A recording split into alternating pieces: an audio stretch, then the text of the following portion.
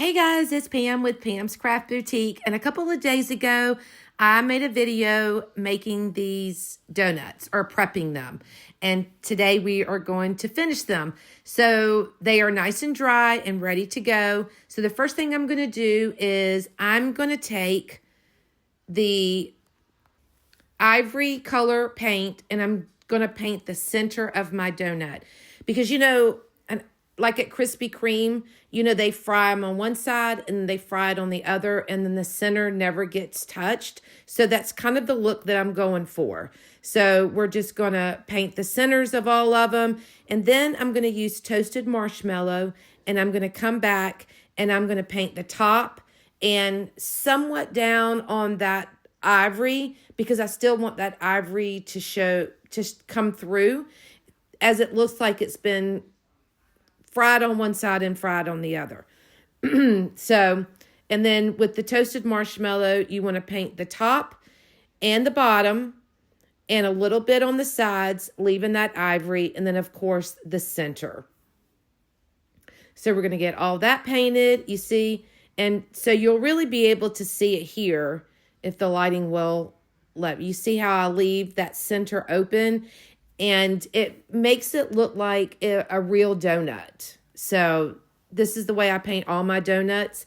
And I don't know, I've always liked it. So I keep going with it. Now, my brushes are probably a little bit too big. I probably should have used a smaller brush, but I started with it. So I was like, I'm just going to keep going with it and just be careful.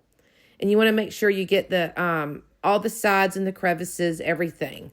So now everything is done, and I like my donuts to look shiny, and also I like to seal them. So I'm going to use this triple thick.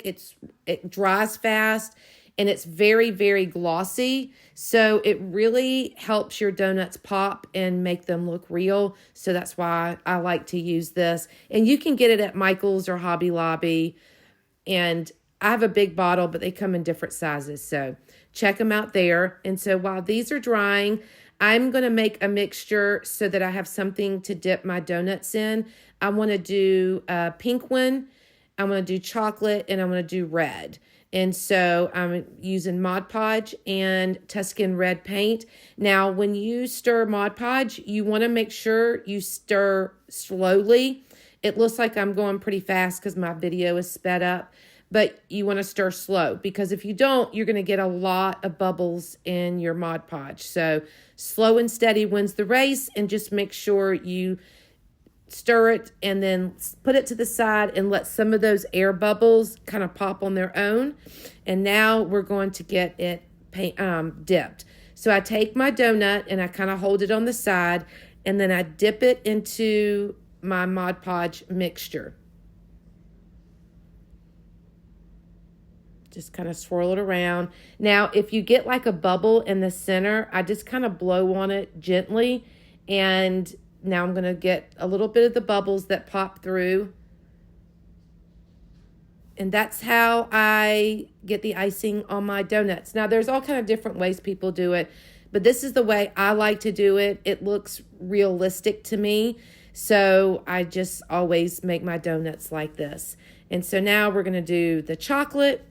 And then I always let them sit, all right? Because if you try to put sprinkles or something on them immediately after dipping them, as that Mod Podge mixture settles and kind of drips, some of it's going to drip down, you're going to lose your sprinkles and everything else. So let it sit, let it kind of sit up just a little bit, not to the point where it dries, but probably, I usually let mine sit for about 15, 20 minutes, I guess. Or by the time I get everything dipped, it's ready to decorate. So don't do it immediately, but let them sit. Now, you're going to get some that drip down the side or drip down into the middle, and that is completely okay. So don't stress about that. It'll still look really good. And now I've let them sit, and now I'm going to decorate them. So some of them will have sprinkles, some will have sprinkles and nonpareils, but they're all going to look a little bit different.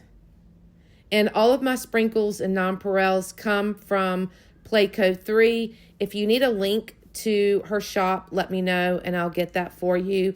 The clay used is from the Primitive Pumpkin. And if you don't have a link to her shop, let me know and I can get that for you. And then the Mod Podge and the paint. And basically that's all you need to be able to make this. And of course the cookie cutters. And the cookie cutters, if you go back and watch the video, we talk about it. I tell you everything. And I just posted it just a couple of days ago. So you should still be able to see it and find it really quickly. If you can't find it, let me know and I'll get it for you. But I use white for my donuts because I'm painting them. But if you wanted to do like red donuts or chocolate donuts, just use red clay or brown clay, and that'll save you time in painting. But yeah, so that is about it. You can do them all the same. I'm doing all mine a little different, and they turn out super cute. I can't wait for them to dry, and then I will post them in my Etsy shop. So if you have any questions, just comment below and I'll get back to you. But I hope y'all have enjoyed this video, and if you wouldn't mind sharing, I would really appreciate it. And again, any questions, let me know, and I hope y'all have a great evening. And as always, thanks for watching, and I will see y'all in the next video.